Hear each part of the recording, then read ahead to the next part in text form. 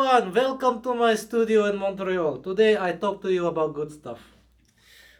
Today's topic is on the language of jazz. I have this book on Amazon. It's called, I don't know what it's called. The publisher kind of came up with it.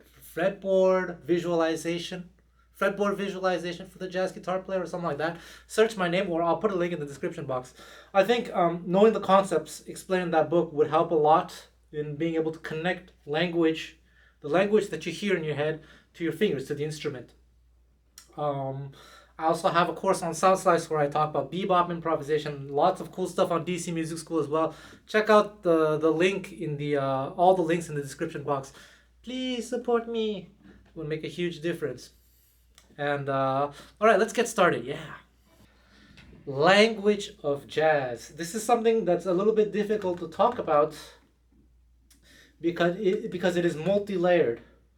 When we play music, especially if we're playing a style of music that involves community and improvisation, such as jazz, there's another factor involved. In fact, there's technique. So technique is the ability to obviously play ideas on your instrument, but separate from that, yet somehow connected, I guess they intersect, is the language of the music, of the style of music that you're playing, in this case, jazz. And those are two somewhat separate things, although, like I said, they do intersect.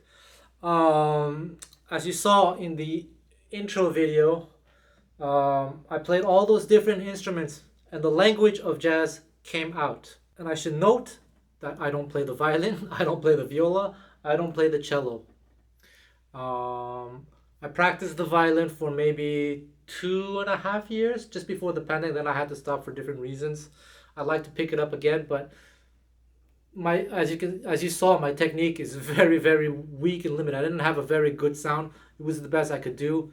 Same thing for the viola. I played the violin with a viola bow too. It was a little bit too heavy. And despite all this, the language comes out. The language is in here, And then you have to transfer it to your instrument.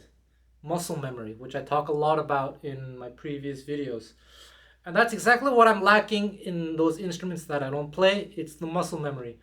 On the violin, so how I recorded this, I recorded phrase by phrase, starting on this.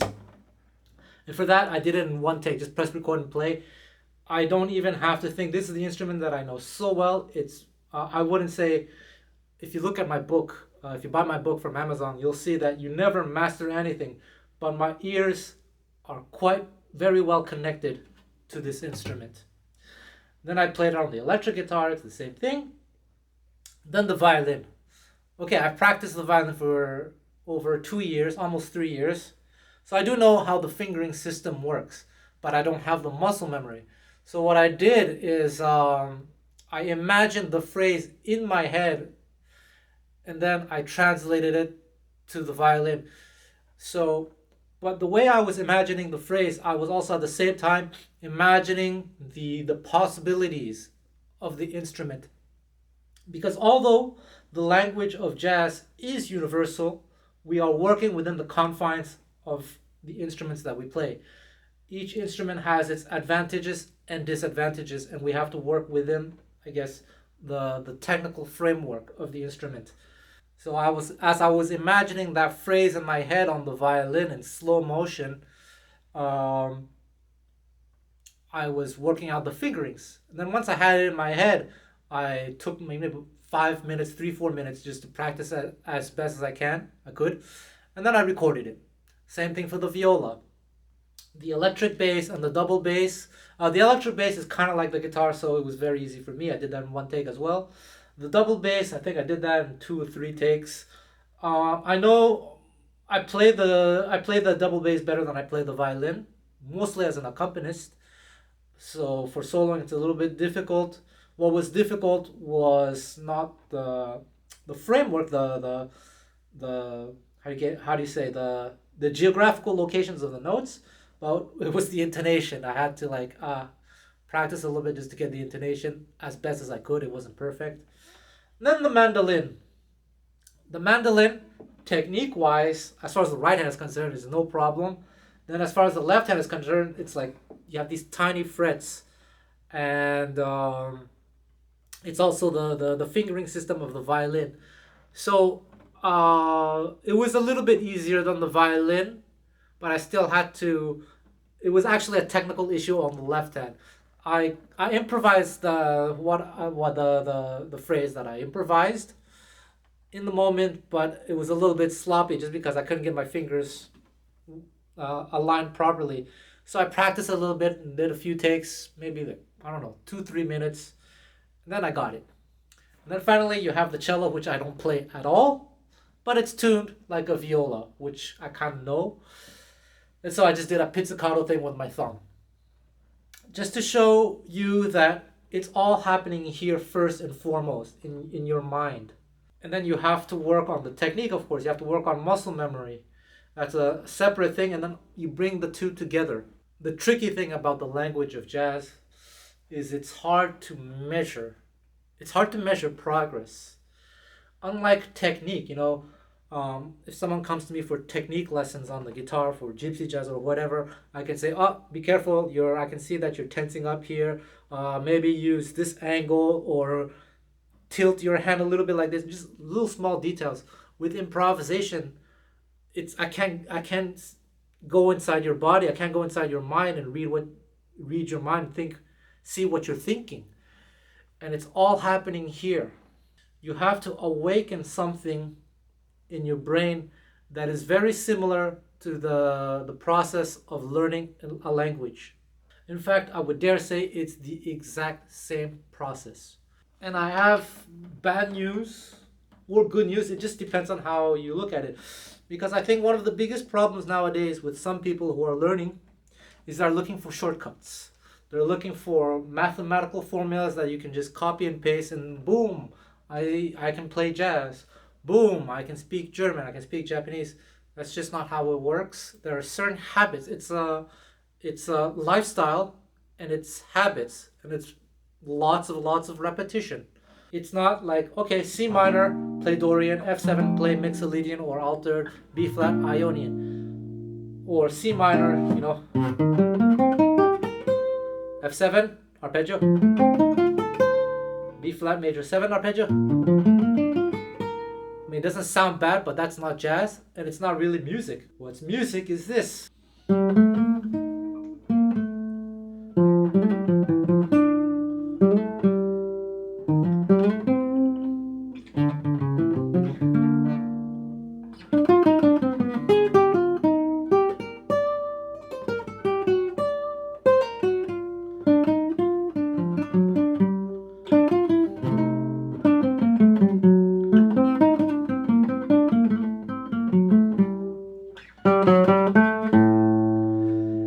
Melody, just playing beautiful melodies without really thinking about the grammar. I'm not thinking arpeggios or anything, I'm just reacting. But how do you get to that point? That's what we're going to talk about here. It's something that I've been talking about lately with some of the people that I've been teaching. They've been asking me about this, like how to go beyond, arpeggios, licks, scales, or whatever, and just to play what you hear. There's this video, one of my students just mentioned this. It's a video of Barney Kessel, instructional video. It says you have to play what you hear. And while I agree with that, if you don't hear anything worth playing, you can't play anything. And if you can't connect your ears to your instrument, then it's kind of all worthless too. Because let's say you know your scales, just a major scale, autumn leaves, but I tell you to play what you hear. Well, what do you hear? If you don't know the language of the style, you don't know anything. You can learn the hiragana, the katakanas of the Japanese alphabet, but you won't be able to speak Japanese. It's the same thing. What you need is vocabulary, coherent vocabulary, set phrases and things like that. Because when we speak a language, we speak in a coherent fashion. It would be very difficult for us to choose 10 random words and say them in rapid succession. Try this. Do this in whatever native language that you speak. If it's English, think of 10 words and try to say them in rapid succession. Cat, work, alcohol, juice. It's hard. Whereas when I'm speaking to you like this, it's just happening like that. And so it is with improvisation. You need to have a collection of what I call melodic cells. And the study of licks could be useful. Maybe something like this. Just that. And you know that it works over C minor. And also F7. And that's just beautiful. And you try to place it everywhere. And you realize, let's say you're playing a minor blues in A minor. It works over A minor as well. How's it go?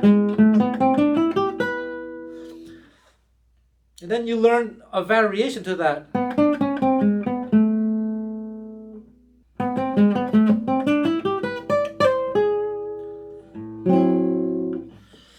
And on it goes.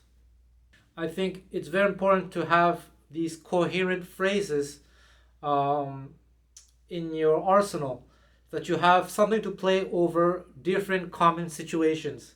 Like you have something to play over a G major chord if you're in the key of G. If you're in the key of G minor, something to play over G minor. Back in the key of G, if you have something like A minor, D7, that you have something coherent to play.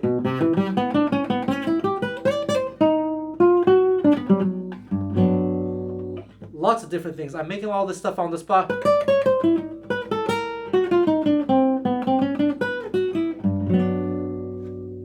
If you have this chord to this.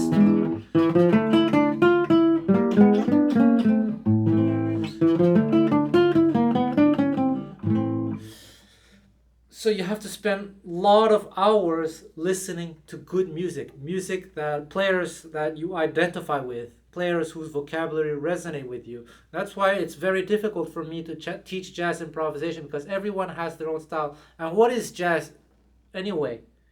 For me, I know what I like. I tend to like the older stuff, but I don't exclusively like older things. It's just what I tend to resonate with. If I hear something that's modern that older players didn't do and I like it, I will definitely incorporate it. So I'm not like fixed into anything. It's just that I just happen to like the older stuff. But if you're more into the newer stuff, which I know less about, go for that.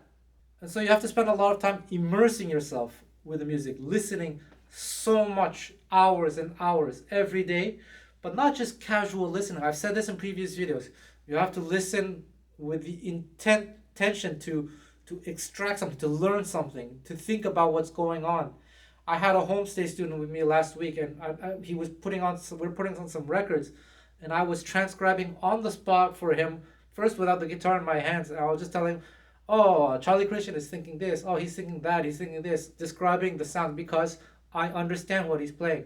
It's not that I have perfect pitch, it's not even that I have amazing ears, it's the fact that I spent so many years listening to the music, absorbing the language, getting the muscle memory, to the point that when I hear a typical sound, let's say, I don't know, if I hear, let's say we're on a 2-5-1 and someone plays a 4 minor over that, a substitution, I will hear it, I will know it. I know the sound, I know the feeling in my ears and in my heart. You gotta play with your heart. And that's what I mean. It's unfortunately there's no shortcut. You just have to do the work, and it's exactly like learning a language. I started living, as many of you know, I started living in Japan about 2.5 years ago. When I first moved there, I barely spoke Japanese. Now I can get by in a lot of situations. I don't have to use Google Translate. I almost never have to. Sometimes I'll have to look up a word in the dictionary, but I've never used Google Translate. And why was I able to progress that fast? Well, of course, I put in the work, but also I'm practicing, studying rather, intelligently. I'm using the same philosophies that I used in music learning, but for language learning. The language and music analogy is very, very strong, because there are a lot of people who go to jazz school, they get a degree in jazz, they can't play jazz. And there are some people who go study French, English, whatever at a school, they can't speak English, they can't speak French. Same thing for Japanese. There are people who pass the highest proficiency exam, JLPT N1, and they can't speak Japanese.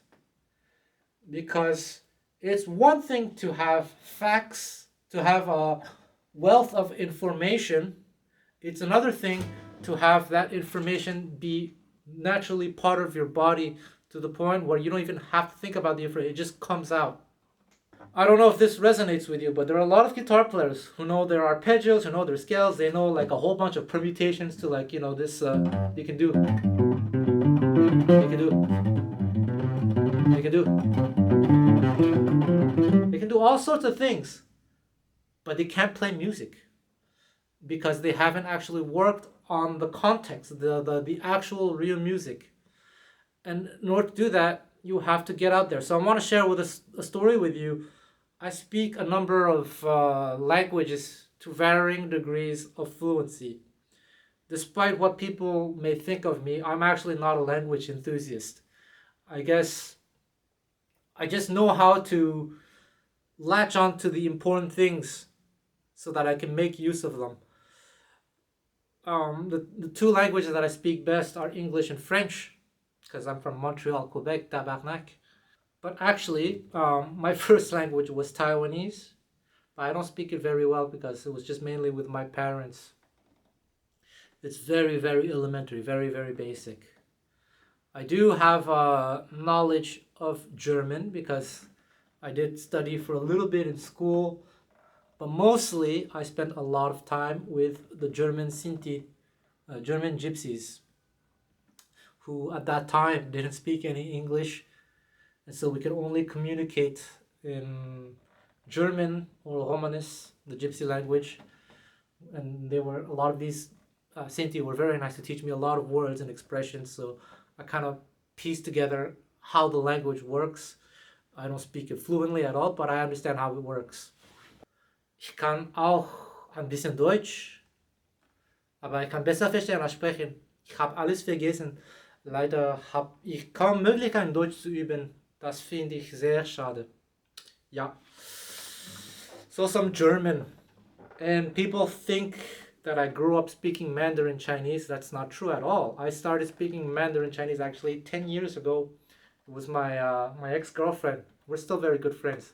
One day, she just started speaking to me in Mandarin. We normally speak to each other in French because she studied French at university. But she just started speaking to me in Chinese. But actually, she's such a natural teacher. We would be at the restaurant in Taiwan, and she would tell me to say, "Hey, say this to the waiter."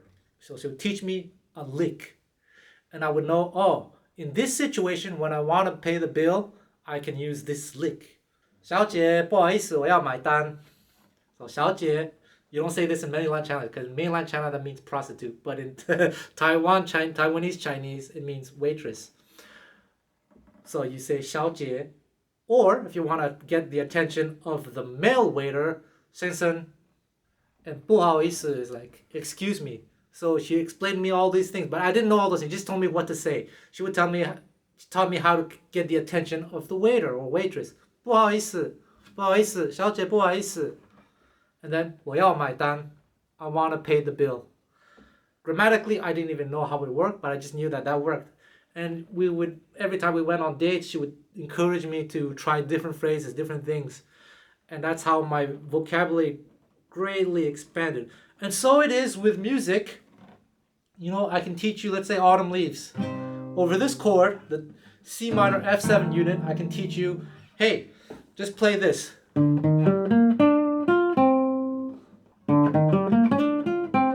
Over the B flat chord, play the same thing. Over the A minor 7 flat 5, you can do this. Over the G minor, play the same. And then you make a solo just using a few little ideas. So it brings me to my next point. Someone commented on my video that when I was teaching beginners some ideas over, I don't know what song, they said it sounds like exercise, it's not like music. Well, no kidding. Here's one of the biggest problems in music education and marketing. There's a lot of material for beginners, but one way they scare beginners and also they kind of brainwash beginners is to get beginners to think they have to be mature, they have to be full-fledged musicians overnight. That's unrealistic. It's like a language. You can't expect to master the French language in 1 month, nor can you expect a child, unless they're a prodigy or a genius, to have a deep conversation about, I don't know, rocket science, at the age of 5. There's a process. You have to sound like a beginner. My Japanese isn't fluent by any stretch of the imagination, but I can speak it fairly well, and I can converse with toddlers, and it's very interesting. When I speak with children, I notice the mistakes that they make, or they have how do you say, obviously an unsophisticated way of speaking Japanese. Why? Because they're still learning. Over time, they will gain more vocabulary. The way they express themselves will be more and more refined over time. And so it is with music. In the beginning, it's totally okay to sound like you're a beginner. You don't want it to be like that forever, of course, but you go through a process. And I think that's one of the biggest problems with a lot of people who never actually learn to speak the language of jazz, is they refuse to go through that process. They are strongly convinced that they should be mature overnight. Like it just happens naturally. That is not the case. That was not the case with Joe Pass, who said he spent hours and hours as a kid just working things out. Charlie Parker, if you check out his improvisations, it's full of repetition. It's clear that he's working things out. Same thing with Charlie Christian, even Django Reinhardt. He's improvising for sure, but you can see the patterns that he favors. And this is very, very important. This is a very important point. If you really want to get the language down and you haven't gone through the basics yet, you need to go through the basics, and you need to accept that you won't sound good in the beginning. But it's a stepping stone, right? It's just like my Mandarin, how I just have few phrases that I could use in certain situations. And then gradually I expanded my vocabulary, and I started to realize how the grammar worked just by learning different set phrases and everything. So actually I never studied Mandarin, but I can speak it fairly well. I wish I had studied it though, but that's another story. And that's what I did with Japanese actually. I put myself in situations where I could use set phrases every single day. Because I live in Japan, I can go out every day and just say, I don't know, すいません、お会計お願いします. Or you go into a restaurant, how many people? 一人です。予約してないです。I haven't made a reservation. So all these set phrases that are very useful. And then you'll realize, songs like Autumn Leaves, Black Orpheus, Blue Bossa, Fly Me to the Moon, they have similar chord progressions. So you can try to use the same idea over a number of different songs. And that's the other thing that's very important, that's lacking in a lot of students, is the repertoire. People are not focusing enough on repertoire. That is learning the chords and learning the melody. Just those two things can do wonders for your playing.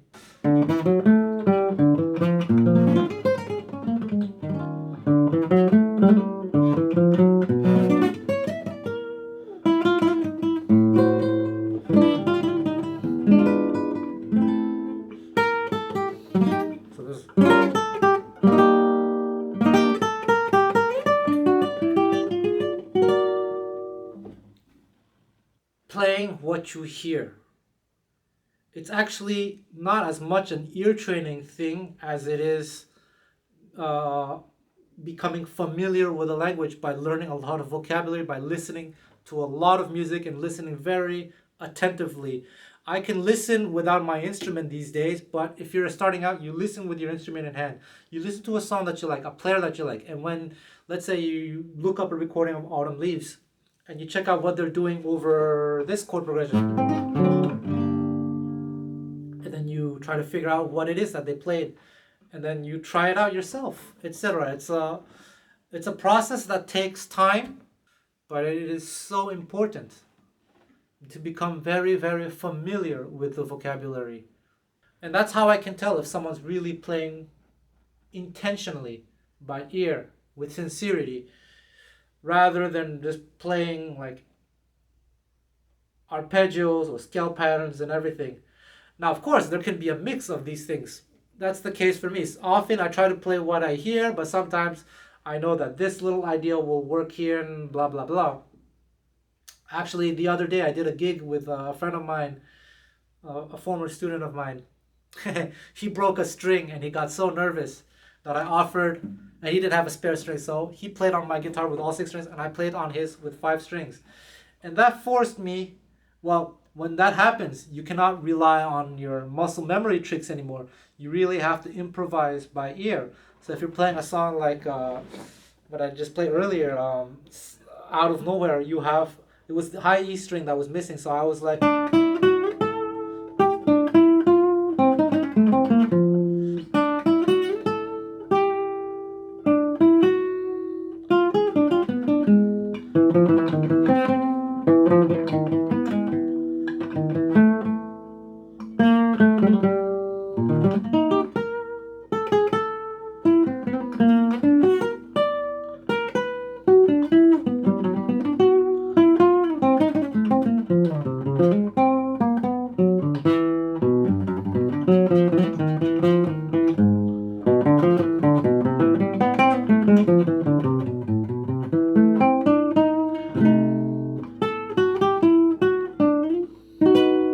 just avoiding the high E string.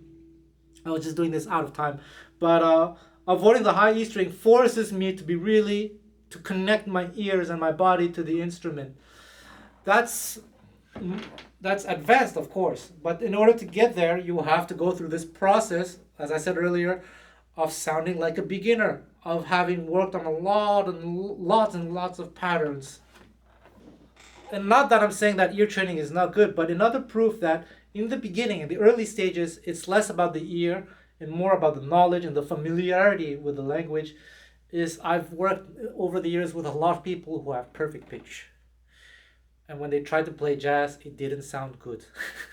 They couldn't improvise to save their lives because they didn't hear, they were not familiar with the language. They still are not. And when they improvised, sometimes they played quote unquote the wrong notes. They weren't playing the changes because they didn't even understand the changes. It's cool that if you hear this and you have perfect pitch, you can say, oh, C sharp, G, B, E. In the context of the key of G, what does this represent? They don't know.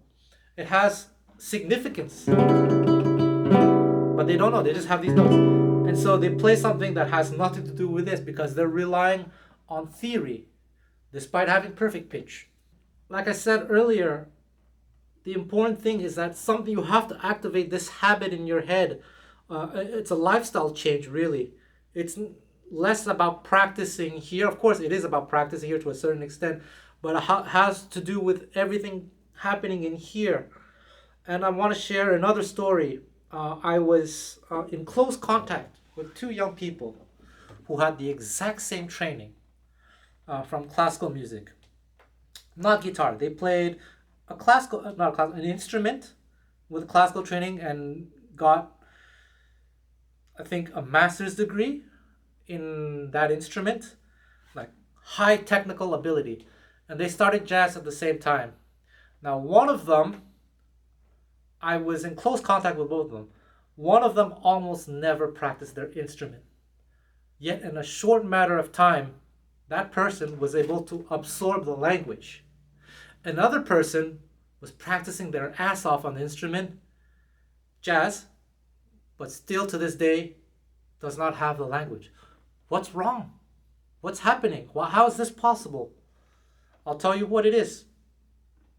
One, the person who never practiced, remember, they've done the practicing already. They already have they've already mastered their instrument. from a classical perspective. But this one person who never practiced actually listened to so much music, but also listened very attentively to try to absorb what was going on, so that when they grab their instrument, they can just already automatically transfer it to the instrument. Whereas the other person who went to take lessons with all sorts of people, even went to get a master's degree, just was taught all these formulas, practiced all these formulas, but still to this day, not that they sound bad, but it's not coherent. It's definitely not the language. It just sounds like exercises. So that's what I mean. That's why it's so very important. The good news then is that if you practice the guitar enough, you have enough technique and even muscle memory patterns, at one point it will be less about practicing here and more about really connecting as much as possible what you hear to the instrument. Basically, it means you'll be able to progress at the language of jazz without even touching your instrument, because you're training your mind. And that's why I say it's very hard to monitor. It's hard to quantify someone's progress. So obviously this is a huge topic and this is philosophical in nature, but hopefully by watching this, I don't know who you guys are, where you're at in your musical journey, but hopefully it resonates with you. If you're a beginner, the one thing I want you to get out of this video is that there is absolutely no shame in sounding like a beginner. Don't try to be an adult. It's like those kids, 8-year-old girls who try to look like they're 16. That's weird. It's okay to be a kid. It's okay to be a beginner. I would even dare say that you should start that way. You should start by sounding like a beginner. I remember I went to this jam session in Tokyo and I saw this young girl on the piano. She was clearly a beginner, but I could tell that she would be good one day. I don't know who she was. I never took her contact, but I'm sure by now, that was maybe 2 years ago, I could tell that she was a beginner, but I could tell that she was working on little vocabulary. She was always repeating certain ideas on every song. And I said, oh, okay, that's the idea she's working on. And I'm sure by now she must be pretty decent. So you have to go through that step. Well, maybe not have, but it's not wrong to go through that step. So that's the thing with my DC Music School site. You have in the style series of all these artists, Pat Martino, Ulf Akenius, Mike Stern, B. Ray Legrand, all these different players in different jazz genres. And you have them improvising over a bunch of standards. And they're transcribed. But I urge people who are really serious about music not to use those transcriptions. Use the transcriptions for reference only, but you have to do the work yourself. You have to connect the music to your brain here. And if you focus so much just on just looking at a sheet, the screen, then you're not activating that part that's learning. That's making, it's hard to explain. It's almost magical. It's in your brain, you're subconsciously absorbing the music, the chord progressions, to the point that when you hear a 2-5-1, you're not thinking it's a 2-5-1. It's a feeling. You just, it's that feeling or this feeling. Here's another one, like a 2 dominant.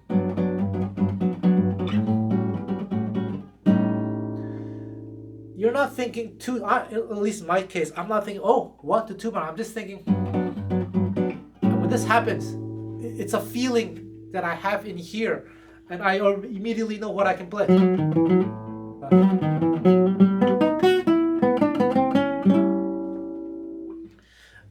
It's hard to describe, but if you do what I tell you to do, which is all those things, eventually it will start to happen to you as well. I did this with my Homestay student last week. We worked on certain little concepts, typical melodic tendencies in old style jazz, and then we would listen to music together without the instruments in our hands, and I would test him. I'll say, hey, do you know this concept? This is a concept we worked on together. And he would say, hey, is it that concept, whatever it was? It's like, yes, you got it.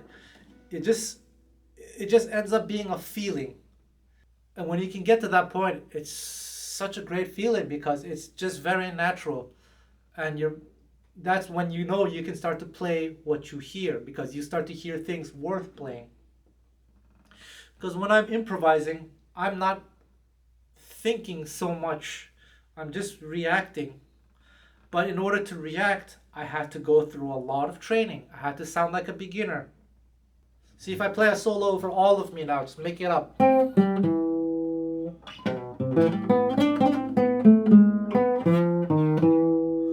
Da da da dee da.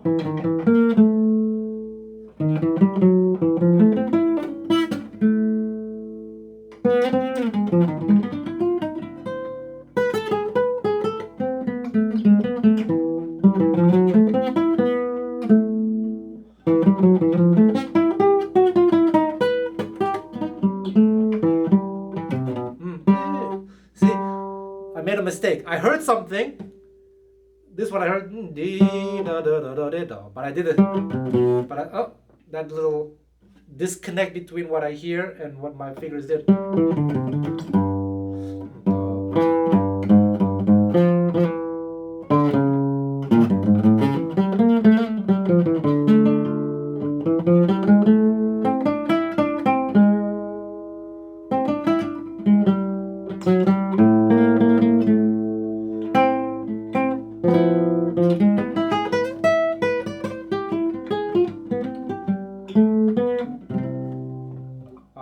Fly Me to the Moon. Do you like how my guitar's out of tune?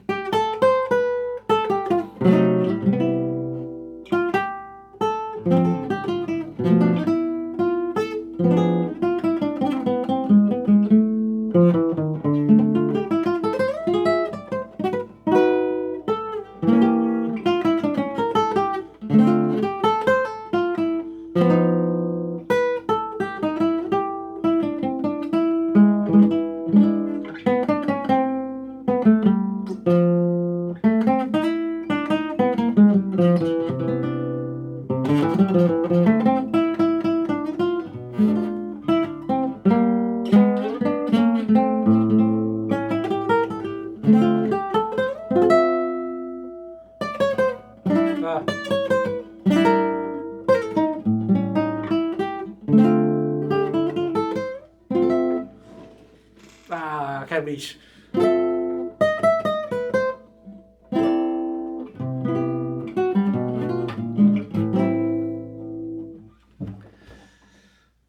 React. It just feels very little thinking and more reacting, but it's a lot of work. That's if you really want to activate that part of your brain. I hope it doesn't scare anyone away, but unfortunately it is the truth. It's about immersion. It's not about using Duolingo. It's not about the iReal Pro or this scale in that book that teaches you Meridian, chromatic, whatever. It's about having this internal connection by immersing yourself in the music so much, thinking about the music, not necessarily in theoretical terms, but just trying to absorb the sounds, the relationship between a note and a chord, like just hearing that. Just absorbing this.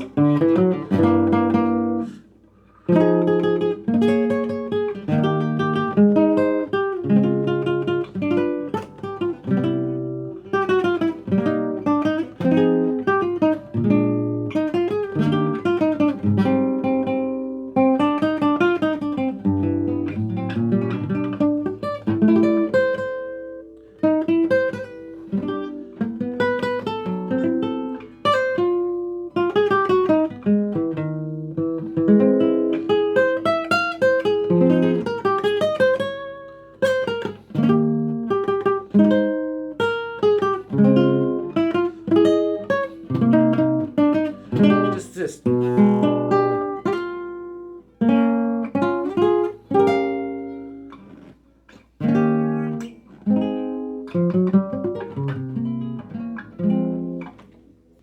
This $200 guitar just keeps going out of tune. The jazz language is like a real language. You have to use the same process. Sorry for the long rant. I didn't really prepare any kind of script. I just speak my mind like that. But if what I say resonates with you, watch a lot of my previous videos. Check out some of my courses on Sound Slice. Like, comment, subscribe. Woohoo! Thank you.